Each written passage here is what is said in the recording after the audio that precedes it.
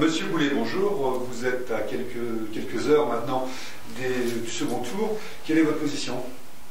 Écoutez, c'est une campagne qui se termine.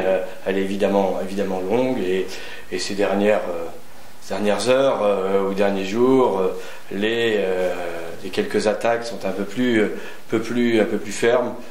On a pu lire dans les commentaires sur leur kiosque que vous étiez le conseiller général pour le Turcan. Qu'avez-vous à dire à cela?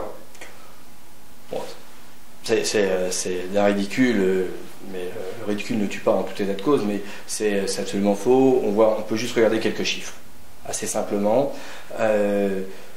Les sources, je les prends de 2004.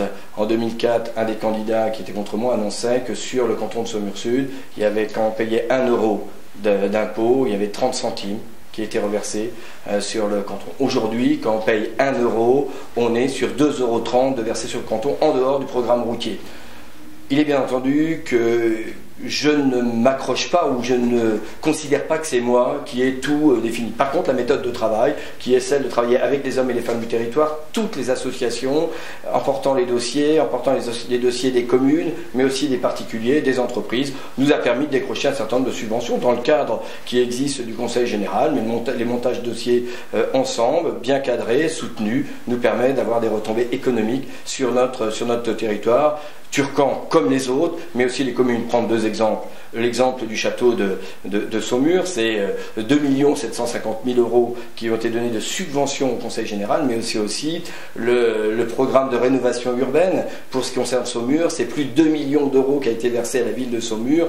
Pour donner un exemple qui a été versé à Angers, c'est moins d'1 million d'euros. Donc on a évidemment regardé avec attention, y compris les conseillers généraux de la majorité, mais on a défendu, pour ce qui me concerne, le territoire du Saumur-Sud.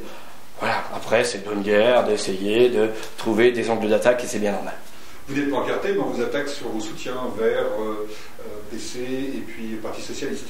Je n'ai jamais été encarté, je n'ai pas l'intention de l'être dans l'immédiat, et en tout état de cause, je n'ai jamais caché ma sensibilité politique. J'ai toujours été de sensibilité politique de gauche. Je l'ai annoncé dès 1995 quand j'étais maire de Turcan et j'ai jamais caché mon appartenance aux divers gauches. Pourquoi les électeurs devraient-ils voter pour vous?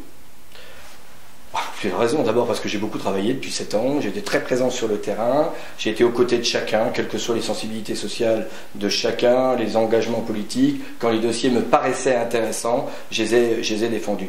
L'autre, je ne les ai pas tous gagnés, bien évidemment.